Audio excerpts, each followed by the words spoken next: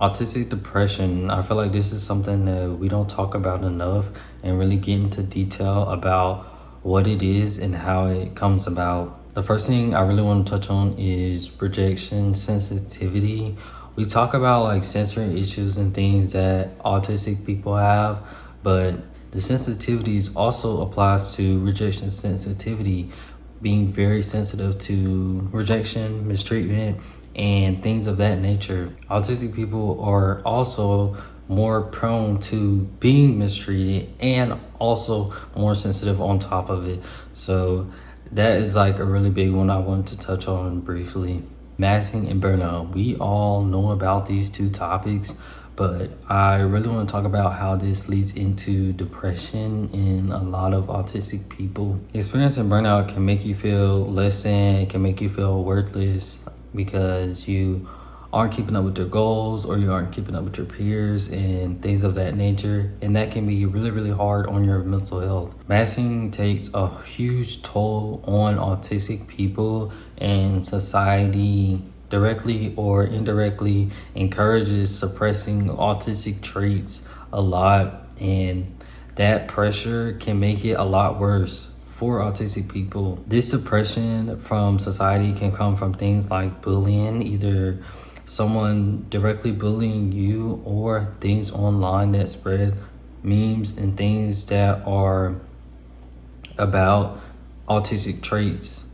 There are things that, go around and people share and laugh about and making these traits the butt of the joke, but it's really hurting autistic people. It's usually not directly saying, oh, autistic people doing this or whatever the case may be, but the traits can oftentimes be found in the communities of autistic people or disabled people or things of that nature, and it's super harmful to the mental health of autistic people. That directly leads into my next point, which is the social isolation aspect of being an autistic person. It can be really hard to make connections and keep connections if you're dealing with this. And then on top of it, the bullying and ostracizing of certain autistic traits can make it even worse, because now you're masking, you're not even being yourself.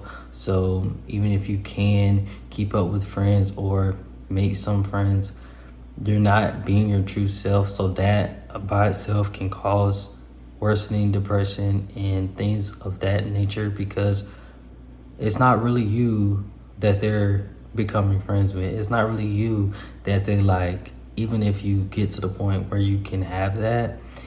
And not to mention the fact that not all autistic people can mask. So even if you want to try to make these friends and mask and do all this and suppress all your traits, some people aren't able to do that and can't get access to these, fake friendships or whatever the case may be. Another thing I really want to touch on, and it's a kind of dangerous part of being autistic, is the risk of trauma happening to you. Autistic people are at a more vulnerable position in society, so you're more susceptible to things happening to you like abuse, bullying, rape, all that different kind of stuff, manipulation. You're at a more vulnerable state to that. And with the social defects, I feel like this is something that more people should know about or talk about.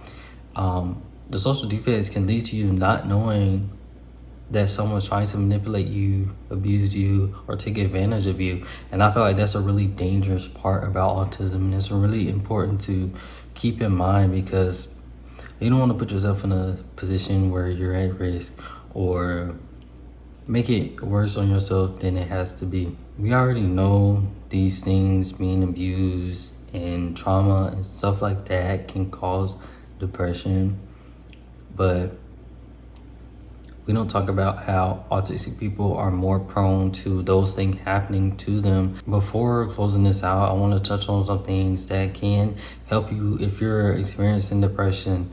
One of the things that, we hear a lot for anybody is exercise. And I really do think that this can help. I've seen it help and improve my life, because it is a regulation technique because, autistic bodies, have those sensory issues and that energy that builds up and stuff like that. So pacing or lifting weights, if you're able to, things like that. Walking has done a lot for me. Honestly, it is so helpful for me. Even if you can't get outside, because like I have a hard time going outside and trying to go for a walk and stuff like that. I do 90% of my walking indoors, just walking around the house. You can get a lot of steps in that way without having to go outside and deal with everything that comes with that. Also, like leaning into your sensory sensitivity, get things that feel good, smell good, stuff like that, sensory toys, and stuff like that can really help a lot, like weighted blankets, headphones, music, comfortable clothes. A lot of stuff can, really help more than you think, just doing, stacking those small things on top of each other. Having more control over your environment, like what lights you have and what type of things you use. As much as you can, try to control the stuff in your environment and adapt it to help you feel more comfortable if you can. Hobbies and special interests, that's a big one.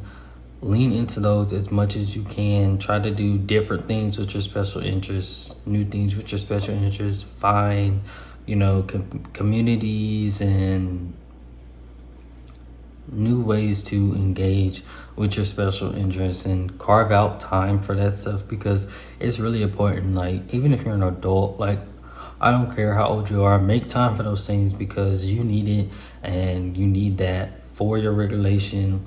It can help a lot, just putting more time and effort into those things that you really care about. And if you've been trying some stuff on your own and things just aren't working or whatever the case may be, please reach out to somebody and get some help. I'm in therapy every single week and that is really important. I don't know what I would be doing if I didn't have that right now. So please get help if you need it. There are a lot of different ways to find therapists and stuff like that. I know it can be hard to find a good one that works with autistic people and is knowledgeable about it, but please put the time and effort in to try to get that because it can do a lot for your mental health.